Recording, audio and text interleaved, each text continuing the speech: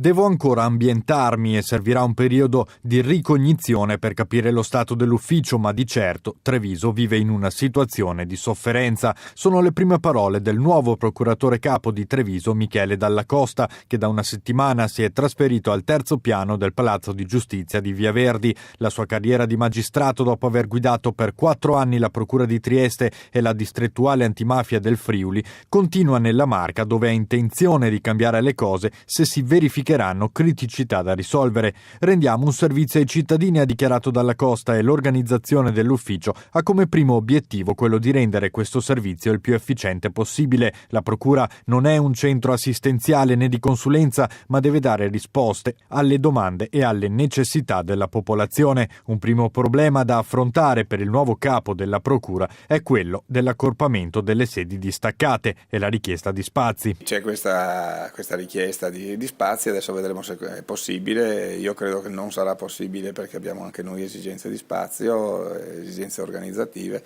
Vedremo ovviamente però cosa si può fare e speriamo che le istituzioni si facciano carico di questo problema, che è un problema dei cittadini. Non solo spazi da trovare e ricavare, ma anche sopperire alle esigenze di organico che a Treviso continuano ad essere, soprattutto per quanto riguarda il personale amministrativo, molto rilevanti, visti i carichi di lavoro da smaltire.